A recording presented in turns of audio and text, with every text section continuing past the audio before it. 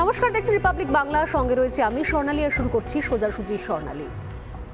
বিগত 10 দিন ধরে সিবিআই দপ্তরে হাজিরা দিচ্ছেন সন্দীপ ঘোষ, আরজি করের প্রাক্তন অধ্যক্ষ, যার বিরুদ্ধে ভুরি ভুরি অভিযোগ।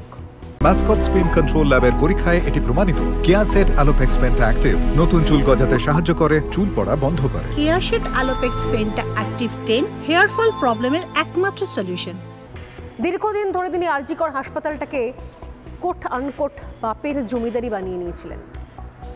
সেখানে যা খুশি করা যায়, কেউ কিছু বলার নেই, কেউ কিছু করার নেই, নিজের শাসন চালানো যায়। আর কেউ যদি কোনো প্রশ্ন করে, কেউ যদি মুখ খোলে, কেউ যদি প্রতিবাদ করে, তাহলে তার পরিণাম পৌলমী বা অভয়া।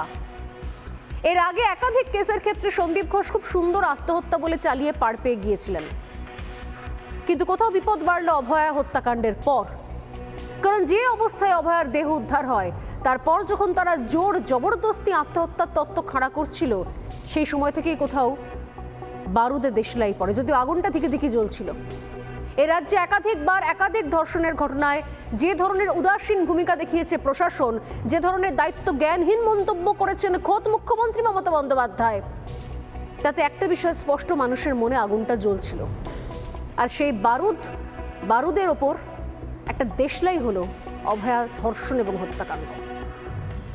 এই গোটা ঘটনা যখন মানুষ জানতে চাইছে, যখন গোটা বাংলা রাস্তায় নেমে এসেছে দফায় দফায়, হেন কোনো ক্ষেত্র নেই, হেন কোনো সেক্টর নেই যারা মিছিল করছেন না, যারা বিচার চাইছেন না।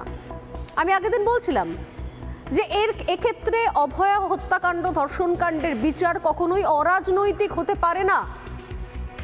হতে পারে না এই কারণে, কারণ এখানে প্রত্যক্ষভাবে প্রশাসন দায়ী রয়েছে, প্রত্যক্ষভাবে পুলিশ দায়ী রয়েছে, প্রত্যক্ষভাবে সরকার দায়ী রয়েছে। শাসকের মদত ছাড়া কোনোদিনও এই ঘটনা ঘটতে পারত না। যতদিন যাচ্ছে আরো বেশি স্পষ্ট হচ্ছে, আর আরো বেশি স্পষ্ট হচ্ছে যে আক্রোশে কোথাও অভয়াকে ধর্ষণ করা হয়, হত্যা করা হয়, তার দেহটাকে ছিন্ন ভিন্ন করে দেওয়া হয়, খাবলে খুবলে যে অবস্থা থেকে উদ্ধার করা হয়, তাতে বোঝা যাচ্ছিল যে কোনো একটা আক্রোশ থেকেও করা হয়েছে। তাহলে কি সত্যি অভয়া এই আরজি করের এই চক্র সম্পর্কে জানতে পেরে গিয়েছিল? এমন কিছু জানতে পেরেছিল যে জানার পরে তাকে আর ভরসা করা যাচ্ছিল না, প্রশ্ন করছিল, প্রতিবাদ করেছিল। একাধিক প্রশ্ন সামনে আসছে, আর এই জিনিসগুলো সামনে আসার পরই কোনো প্রতিবাদ মিছিলের অরাজনৈতিক থাকছে না। কারণ জবাবটা শাসক দলকে দিতে হবে, জবাবটা সরকারকে দিতে হবে, জবাবটা প্রশাসনকে দিতে হবে। যখন সমস্ত মিটিং মিছিল চলছে, যখন সমস্ত জেলা থেকে মানুষ রাস্তা নেমে পড়েছেন, যখন সব জায়গা থেকে, শিল্পী থেকে, সাহিত্যিক থেকে, সাধারণ মানুষ থেকে, বড় বড় স্কুল তাদের প্রাক্তনীরা রাস্তায় নেমেছেন, কলেজের ছাত্রছাত্রী পড়ুয়ারা তারা রাস্তায় নেমেছেন, এমনকি স্কুল ড্রেস পরে স্কুলের পড়ুয়ারা, শিক্ষিকা, সব থেকে বড় কথা বাবা মায়েরা, তারা প্রতিবাদ করছেন, তারা রাস্তায় নেমেছেন। আরও একটা অভয়া যে হবে না কোনো মেডিকেল কলেজে, কোনো ইঞ্জিনিয়ারিং কলেজে এই শহরে, তার দায় কে নেবে? কারণ এক ডাক্তারের ধর্ষণ হত্যাকাণ্ডের পর যে ভূমিকা কোথাও পুলিশ নিয়েছে, এরপর আর বিশ্বাস করার জায়গায় নেই কোথাও। কিন্তু প্রশ্ন হচ্ছে, আসল খুনি তাহলে ধরা পড়বে কি করে? আসল অপরাধী সামনে আসবে কি করে? আবারও সে একই প্রশ্ন, 10 দিন ধরে সিবিআই এর কাছে যাচ্ছে আসছে, কি করে সম্ভব? সিবিআই এর কাছে যাচ্ছে আসছে, অথচ কোনো কিছু পাওয়া যাচ্ছে না, গ্রেপ্তার হচ্ছে না। লোকে মজা করে বলছেন যে এই সন্দীপ ঘোষ হয়তো সিবিআই দপ্তরে চাকরি পেয়ে গেছে, সকালবেলা যায়, রাত্রিবেলা বাড়ি ফেরে। আজ রবিবার সকাল সকাল সিবিআই এসে হাজির সন্দীপ ঘোষের বাড়িতে। মানুষজন আবার বলা শুরু করলেন, তাহলে কি আজকে ওয়ার্ক ফ্রম হোমে আছেন সন্দীপ ঘোষ, বাড়িতে বসেই কাজ করছেন? আসলে বিষয়টা তাই নয়। অভয়া হত্যাকাণ্ডের পর, ধর্ষণকাণ্ডের পর যে সময় পাওয়া গিয়েছে, সেই সময়টা অনেকটা সমস্ত তথ্য প্রমাণ লোপাট করে দেওয়ার জন্য। তাই বোধহয় সিবিআই এর হাতে কিছুই নেই, একমাত্র আর্থিক তছরূপকে হাতিয়ার করে সন্দীপ ঘোষকে বাগে আনা ছাড়া, গ্রেপ্তার করা ছাড়া, বা সন্দীপ ঘোষকে দিয়ে তার কুকীর্তি স্বীকার করানো ছাড়া। আপাতত আমাদেরকেও বিচারের জন্য অপেক্ষা করতে হবে। কিন্তু প্রশ্নটাই থাকলো যে সত্যি সত্যি এই প্রতিবাদ, এই আন্দোলন অরাজনৈতিক হতে পারে কি এরপর? আর এই প্রশ্ন নিয়ে শুরু করবো আজকের ডিবেট।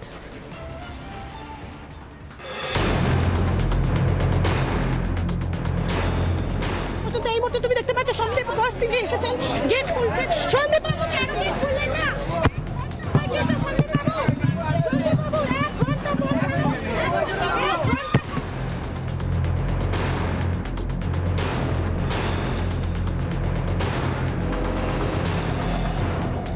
যদি বিচারের নামে, যদি আন্দোলনের নামে বাংলায় বিশৃঙ্খল অবস্থা তৈরি করার চেষ্টা হয়, তৃণমূল কংগ্রেস কর্মীরা হাতে চুরি পরে বসে থাকবে না। আপনাদের এগেন্সে দুর্নীতির অভিযোগ রয়েছে দেবাশিস বাবু।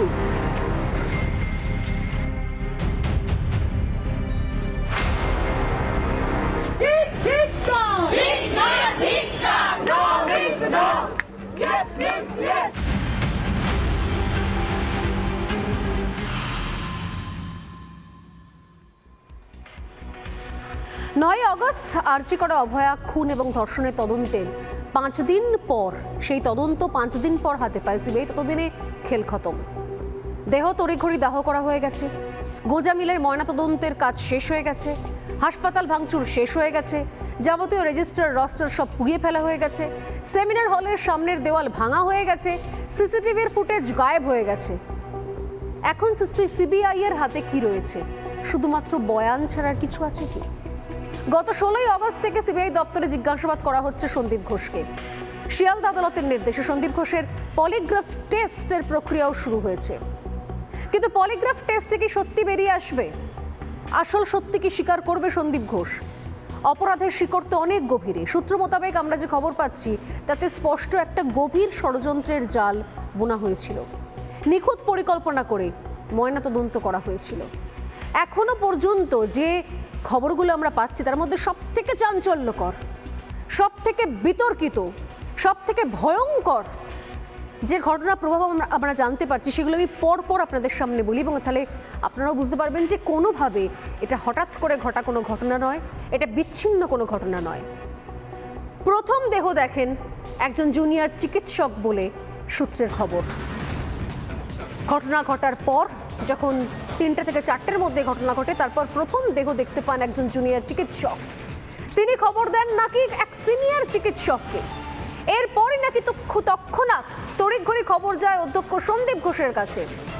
সূত্রে খবর পাওয়ার পরই তিনি নাকি অত্যন্ত তৎপরতার সঙ্গে তড়িঘড়ি সকাল 8টার মধ্যে হাসপাতালে চলেও আসেন।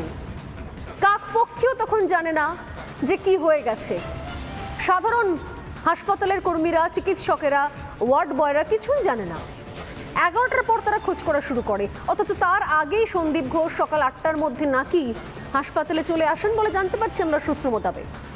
7 জন চিকিৎসকের সঙ্গে নাকি বৈঠকও হয়, এমনকি ওই জায়গাতেই বৈঠক হয় নাকি যেখানে অভয়ার ওই ক্ষতবিক্ষত দেহটা পড়েছিল। এবং সেই সময় নাকি ঠিক করা হয় যে মৃত্যুর কারণ আত্মহত্যা হিসেবে দেখানো হবে। সেই দায়িত্ব দেওয়া হয় 2জন চিকিৎসকের ওপরে, যাতে কিভাবে এটাকে আত্মহত্যা সাজানো যায়। একদম নিখুঁত পরিকল্পনা মাফিক হাসপাতালে অ্যাসিস্ট্যান্ট সুপার ফোন করেন অভয়ার বাড়িতে। ফোনে জানানো হয় আত্মহত্যার খবর, কিন্তু জুনিয়র ডাক্তাররা দেহ দেখে ধর্ষণ আর খুন বলতে শুরু করেন, কারণ জায়গা অরক্ষিত ছিল। ততক্ষণে দাবানলের মতো খবর ছড়িয়ে পড়েছে সেই জায়গা যেহেতু অরক্ষিত, অর্থাৎ সেই জায়গাটা সিল করা হয়নি, তাই হুড়মুড়িয়ে সেখানে ডাক্তার, নার্স, আরও অনেক মেডিকেলের যারা কর্মচারীরা রয়েছেন তারাও সেখানে প্রবেশ করতে শুরু করেন। ওই অবস্থায় দেহ দেখে প্রত্যেকেই ধর্ষণ করে খুন এই কথা বলতে শুরু করেন। এরপর টালা থানায় হাসপাতাল থেকে ফোন করে জানানো হয় যে অচৈতন্য অবস্থায় একটা দেহ পাওয়া গিয়েছে হাসপাতালে। ভাবুন, যখন সমস্ত ঘটনা জানা হয়ে গেছে, শোনা হয়ে গেছে, সন্দীপ ঘোষের মিটিং করা হয়ে গেছে, সেটাকে আত্মহত্যা বলে সাজানোর জন্য দায়িত্ব দেওয়া হয়ে গেছে, ময়নাতদন্তের রিপোর্টে কি কি জিনিস রাখা হবে, কি কি জিনিস নয়, সেগুলো সব সেট হয়ে গেছে। তারপর টালা থানায় ফোন করে বলা হয়েছে অচৈতন্য অবস্থায় একটা দেহ নাকি পাওয়া গেছে, যেন তখনও প্রাণ ছিল, কিন্তু আদপে তো সেটা নয়। এরপর শুরু হয় ময়নাতদন্তের প্রক্রিয়া। প্রথমে একজন চিকিৎসককে দায়িত্ব দেওয়া হয়, পরে তাকে বাতিল করে আবার নাকি 3 জনকে দায়িত্ব দেওয়া হয়। 3 জনই অধ্যক্ষ সন্দীপ ঘোষের অত্যন্ত ঘনিষ্ঠ বলে সূত্রের খবর। মাত্র 1 ঘন্টার মধ্যেই শেষ হয় ময়নাতদন্ত। ময়নাতদন্তে ধর্ষণের কথা বলা হয়।